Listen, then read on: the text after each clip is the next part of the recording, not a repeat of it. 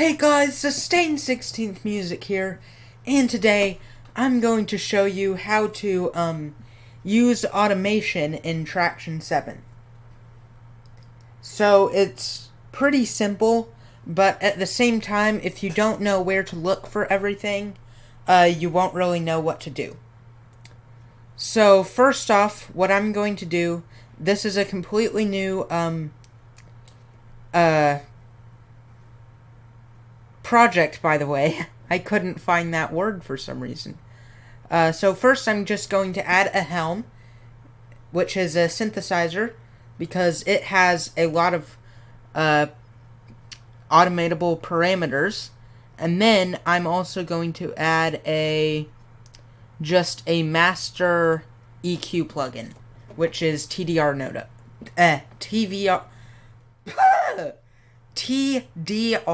Nova. Is that better? I guess I just can't talk today, guys, but anyway, so first what you want to do is this little A icon.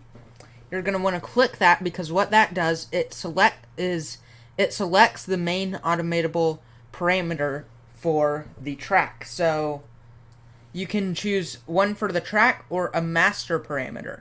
So here we have all the TDR Nova stuff because it's a master parameter. But for this track, I want Helm 64, and it'll let you choose any plugin in the track. And I'm going to choose Cutoff. So if we go over here, I'm going to add a MIDI input, which it's not picking up my MIDI input at the moment, so I'm just going to add a MIDI clip, and I'm going to add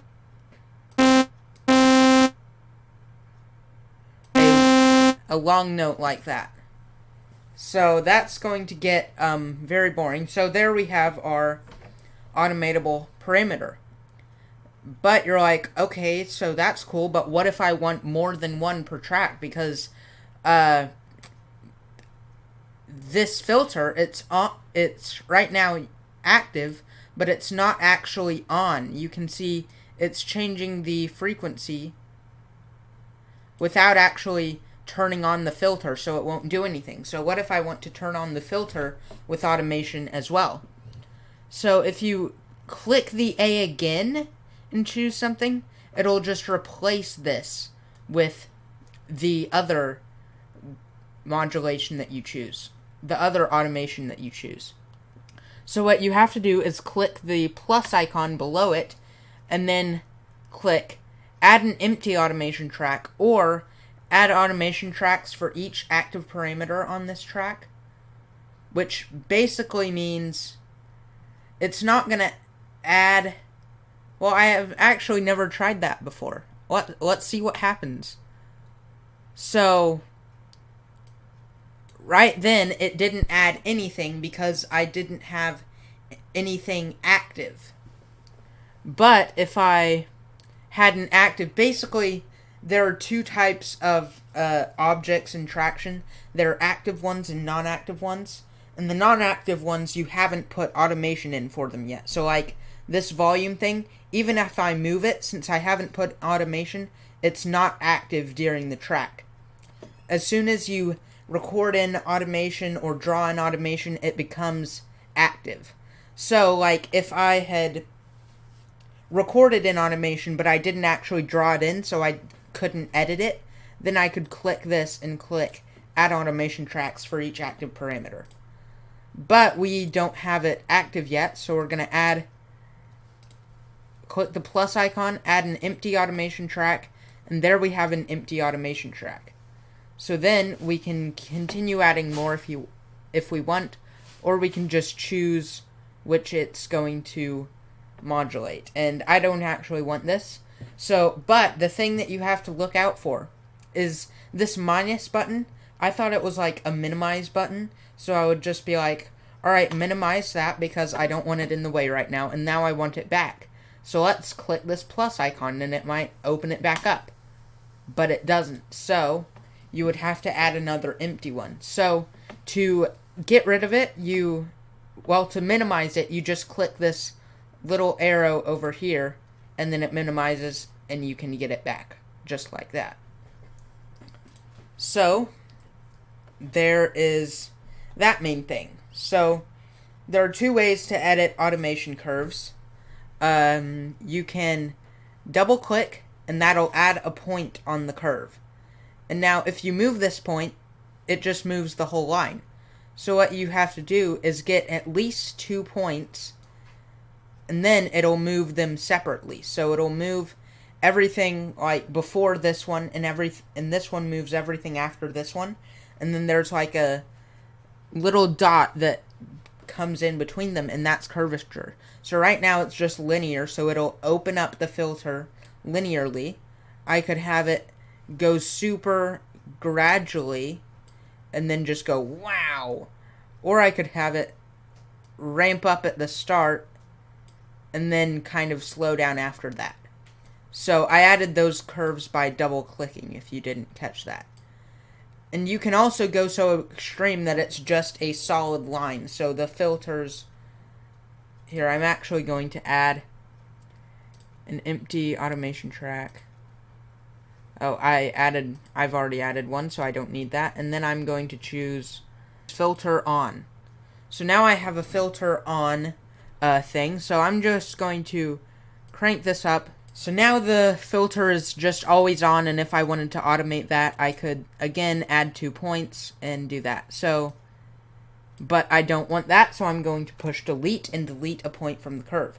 So right now the filter is going to be off, so you basically won't hear anything, and then it's going to be, well, it's going to be on the whole time, but the frequency is going to be so low that you won't hear anything, and then it's going to open right up.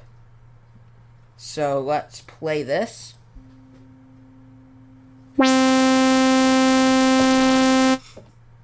So there you heard that happen, and if I can make this more gradual if I can get the point. I'm going to have it, yeah, just it be a bit more subtle. So if we play it, you can hear that, and then if it is like this,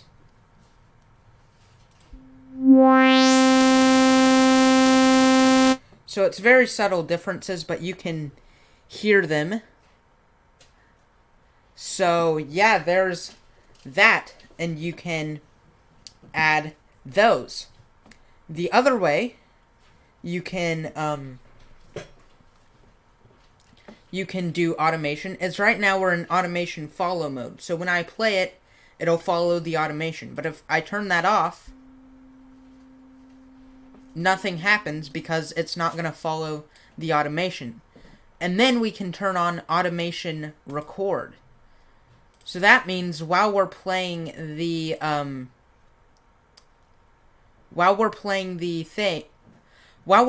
track, it won't follow automation, but it'll let us record automation. And they did this smart because, like, it won't just override all your things. You have to actually move a knob for it to start recording. So, like, it won't just be like, oh, you recorded automation and then pushed play. We're going to override that because you were in recording mode and you kept the filter down low. It doesn't do that. You actually have to move the parameter for it to record. So, we're in record mode, so I'm just going to push play and then...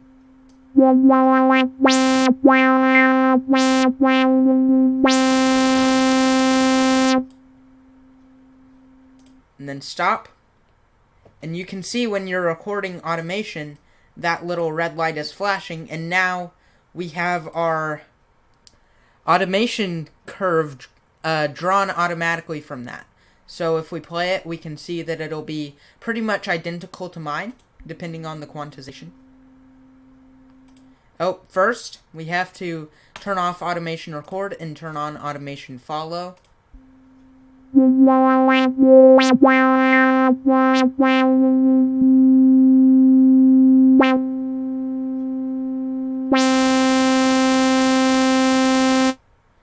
So that's something that you probably don't like. I ended it down, but it ramped up at the end because I stopped recording it in. So, I don't know why that happens, so I just either delete the point or bring it down. The easiest way is to delete the point after. And then there you go. And you'll notice it is a bit choppy. So what you can do is just go in and simplify all the curves like that and try and get them smoother and stuff. Or with the automation curve selected, you can go over here and click simplify and then simplify the entire curve, and you can choose different ones, and I'm going to choose strong. So that just simplified the curve and made it to where it won't use as much CPU, and it's a lot easier to go in and remove all the points you don't want, because previously there were like 1,000 points that you would have to remove because it detected 1,000 different movements. So now this simplifies it so that you can have more of a better time with things. So I'm just going through and making sure that there aren't any direct spikes up. And now if we go back to the start, if we go back to the start,